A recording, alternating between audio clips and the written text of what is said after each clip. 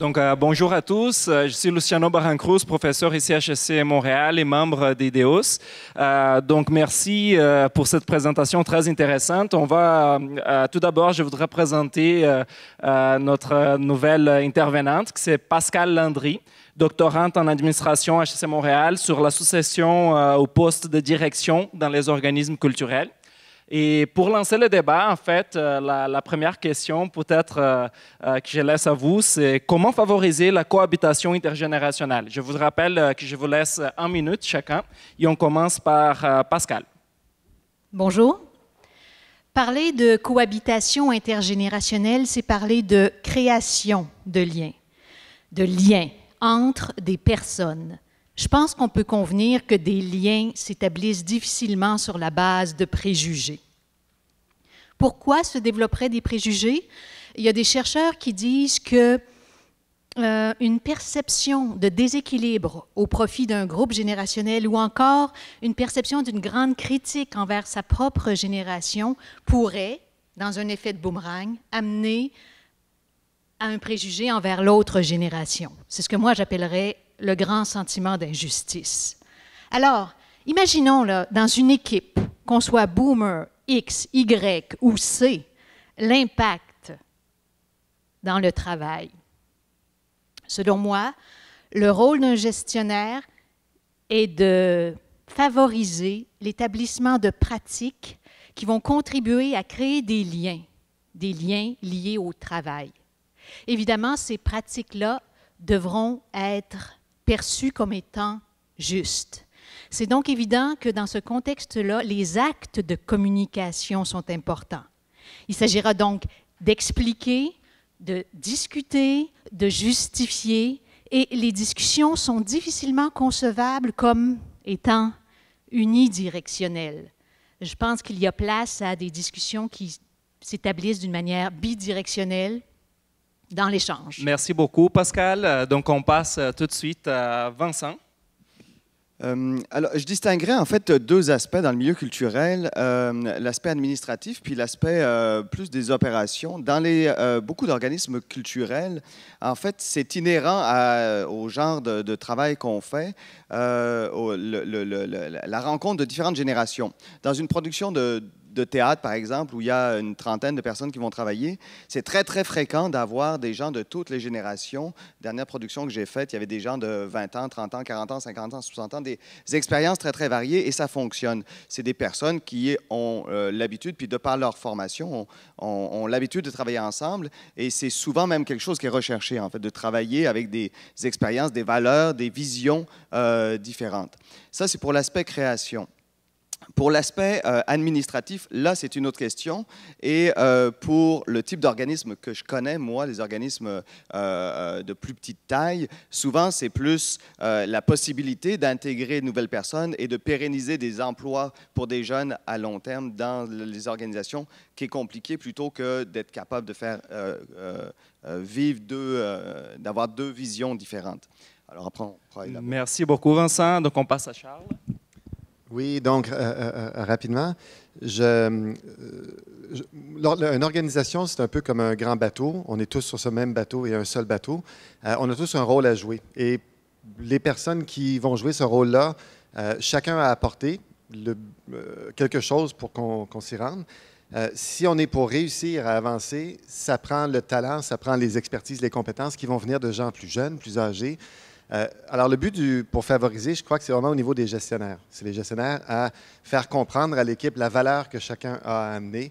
Il y a des ajustements qu'on doit faire avec les nouvelles générations, c'est clair. Mais je pense que l'enjeu majeur, c'est de s'assurer qu'on ait les gens pour pouvoir assurer la pérennité. Et de rester vivant, et dynamique, et créatif et organique. Et ça prend une insulfation, d'insuffler, d'embarquer à la fois des jeunes, mais aussi à la fois des gens plus matures, qui ont avec eux l'expérience, l'expertise, la sagesse, la connaissance. Voilà. Donc, c'est ce mélange-là, mais Voilà, c'est au gestionnaire à le favoriser. Très bien, merci beaucoup. Donc, je vous invite à continuer ce débat sur l'intergénérationnel. Mais je voudrais peut-être ajouter un point, c'est-à-dire on est au Québec, on est au Canada, et donc ici, nous avons beaucoup d'immigrants, en fait. Et donc, bien sûr, quand on parle d'intergénérationnel, on parle aussi des gens qui viennent d'autres cultures, éventuellement, et qui sont aussi dans des relations intergénérationnelles qui sont différentes. Comment vous sentez ça dans votre quotidien, et est-ce que ça a un impact aussi dans cette gestion intergénérationnelle? Moi, je vais peut-être me lancer au début, puis avec la fondation du Dr Julien. L'organisme est très centré sur la mission. Et encore une fois, ça fonctionne avec le conseil d'administration, avec le financement et tout ça, mais même avec l'équipe. Si tout le monde est soudé vers cette finalité qui est d'aider les enfants en situation de haute vulnérabilité, on prend tout le monde à bord qui peut contribuer. Donc, on a des gens de différentes nationalités, on a des gens plus âgés, des gens plus jeunes, des gens d'allégeance politique aussi, mais d'orientation sexuelle et tout. Ce mélange-là a comme aucune importance. Et il y a une belle cohabitation. Mais tout le monde est animé par ce même désir et cette même capacité à travailler dans un environnement très entrepreneurial. Si ces éléments-là ne sont pas là, cette finalité et le côté entrepreneurial, ça ne fonctionnera pas. Donc, pour nous, si, peu importe c'est qui, présente ces éléments-là qui sont critiques à nous, ces caractéristiques, ces traits-là, ils vont bien s'intégrer. Et c'est là où on fait notre choix. Donc, voilà. Okay, très bien, merci. Je pense que la question de l'intergénérationnalité ou de l'intégration de la diversité se recoupe sur différents points. Si je pense, en tout cas moi, ce qui me préoccupe, la création de liens, accepter les différences me semble fondamental. Puis si je pense aux expériences que j'ai croisées dans le cadre de mon doctorat, dans des expériences positives de cohabitation, il y avait la reconnaissance de l'apport de l'autre. La différence est vue comme étant complémentaire plutôt qu'un problème. Et c'est aussi quand l'argument générationnel, on va dire, est utilisé, c'est pour expliquer des différences et tenter de comprendre l'autre plutôt que de le juger.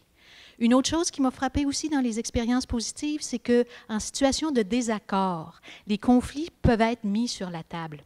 Les choses sont dites, mais elles sont dites d'une certaine manière. Elles sont dites avec respect pour les autres et aussi avec une volonté de dire ce qui est à dire, mais de s'assurer de préserver le lien avec l'autre. Et dans l'intention de communication, ça m'a semblé terriblement important.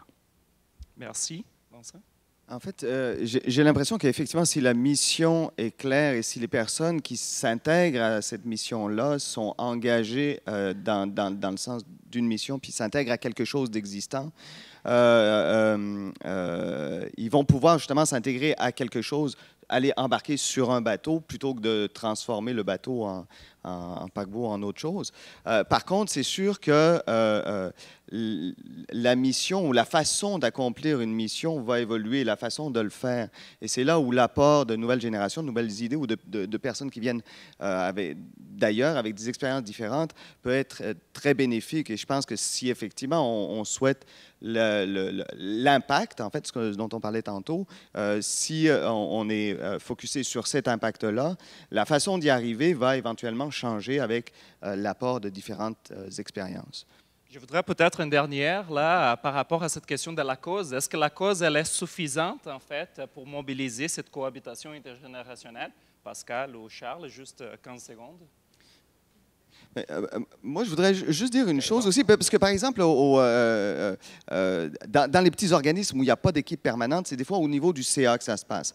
Et c'est l'implication au niveau des CA, et des fois, c'est la disponibilité. Je sais que le débat, ce n'est pas sur les CA, mais pour l'intégration de personnes, moi, je trouve que des fois, c'est la disponibilité des gens. Et on va retrouver des personnes qui sont plus âgées, dont les enfants sont plus grands, des personnes qui sont à la retraite, qui vont pouvoir s'impliquer. Et c'est d'intégrer des nouvelles personnes, et au niveau aussi des conseils d'administration, que c'est difficile et je trouve ça dommage. Et c'est un enjeu, il me semble, important aussi. Très bien, on laisserait pour le débat plus tard. OK, merci.